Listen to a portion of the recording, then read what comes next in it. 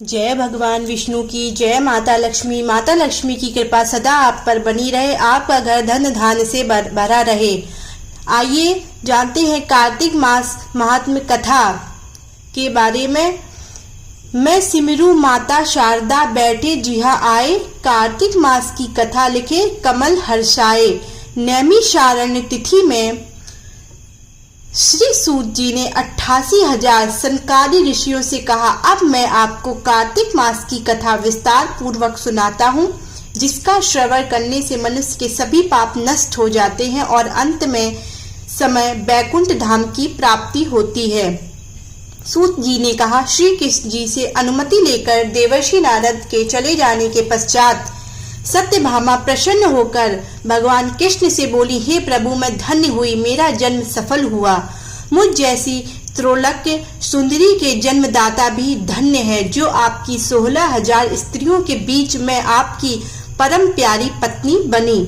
मैंने आपके साथ नारद जी को वह कल्प वृक्ष आदि पुरुष विधि पूर्वक दान में दिया, परंतु वही कल्प वृक्ष मेरे घर लहराया करता है। यह बात मृत्युलोक में किसी स्त्री को ज्ञात नहीं है। हे त्रिलोकीनाथ, मैं आपसे कुछ पूछने की इच्छुक हूँ।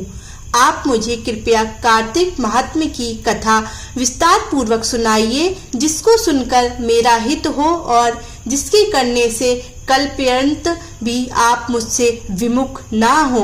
सूत जी बोले, सत्यभामा के ऐसे वचन सुनकर श्री कृष्ण ने हंसते हुए सत्यभामा का हाथ पकड़ा और अपने सेवकों को वहीं रुकने के लिए कहकर विलास युक्त अपनी पत्नी को कल्प वृक्ष के नीचे ले गए। फिर हंसकर बोले, हे प्रिय, 16,000 रानियों में से तुम मुझे प्राणों के समान प्यारी हो।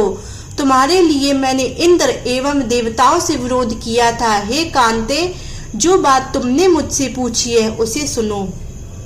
एक दिन मैंने श्री कृष्ण तुम्हारी सत्यभामा इच्छा पूर्ति के लिए गरुड़ पर सवार होकर इंद्रलोक जाकर कल्प वृक्ष मांगा। इंद्र द्वारा मना किए जाने पर इंद्र एवं गरुड़ में घोर संग्राम हुआ और गौलोक में भी गरुड़ जी गौओं से युद्ध किया। गरुड़ की चोट से उनके कान एवं पूंछ कटकर गिरने लगे, जिससे 3 वस्तुएं उत्पन्न हुई। कान से तंबाकू, पूंछ से गोभी और रक्त से मेहंदी बनी। इन तीनों का प्रयोग करने वाले को मोक्ष नहीं मिलता। तब गौ ने भी क्रोधित होकर गरुड़ पर वार किया, जिससे उनके 3 पंख टूटकर गिर गए। इनके पहले पंख से नीलकंठ, दूसरे से मोर और तीसरे से चकवा चकवी उत्पन्न हुए। हे प्रिय, इन तीनों का दर्शन करने मात्र से ही शुभ फल प्राप्त हो जाता है। यह सुनकर सत्यभामा ने कहा, हे प्रभु, कृपया मुझे मेरे पूर्व जन्मों के विषय में बताइए कि मैंने पूर्व जन्म में कौन कौन से दान, व्रत व जप नहीं किए हैं। मेरा स्वभाव कैसा था, मेरे जन्मदाता कौन थे और मुझे मृत्यु लोक में जन्म क्यों लेना पड़ा। मैंने ऐसा कौन सा पुण्य कर्म किया था जिससे मैं आपकी अर्धांगिनी हुई। श्री कृष्ण ने कहा, हे प्रिय, अब मैं तुम्हारे द्वारा पूर्व जन्म में किए गए पुण्य कर्मों को विस्तार पूर्वक कहता हूँ, उसे सुनो। पूर्व समय में सतयुग के अंत में मायापुरी में अत्रि गोत्र में वेद वेदांत का ज्ञाता देव शर्मा नामक एक ब्राह्मण निवास करता था। वह प्रतिदिन अतिथियों की सेवा, हवन और सूर्य भगवान का पूजन किया करता था। वह सूर्य के समान तेजस्वी था। वृद्धावस्था में उसे गुणवती नामक कन्या की प्राप्ति हुई। उस पुत्रहीन ब्राह्मण ने अपनी कन्या का विवाह अपने ही चंद्र नामक शिष्य के साथ कर दिया।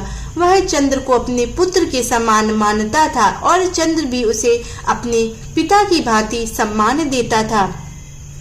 एक दिन वे दोनों कुश व समिधा लेने के लिए जंगल में गए। जब वे हिमालय की तलहटी में भ्रमण कर रहे थे, तब उन्हें एक राक्षस आता हुआ दिखाई दिया। उस राक्षस को देखकर भय के कारण उनके अंग में शिथिल हो गए और वे वहां से भागने में भी असमर्थ हो गए। तब उस समय के काल समान राक्षस ने उन दोनों को मार डाला। चूंकि वे धर्मात्मा थे, इसलिए मेरे पार्षद उन्हें मेरे बैकुंठ धाम में मेरे पास ले आए। उन दोनों द्वारा आजीवन सूर्य भगवान की पूजा किए जाने के कारण मैं दोनों पर अति प्रसन्न हुआ। गणेश जी, शिव जी, सूर्य व देवी, इन सब की पूजा करने वाले मनुष्य को स्वर्ग की प्राप्ति होती है। मैं एक होता हुआ भी काल और कर्मों के भेद से 5 प्रकार का होता हूँ। जैसे एक देवदत्त, पिता, भ्राता आदि नामों से पुकारा जाता है। जब वे दोनों विमान पर आरूढ़ होकर सूर्य के समान तेजस्वी रूपवान चंदन की माला धारण किए हुए मेरे भवन में आए तो वे दिव्य भोगों को भोगने लगे।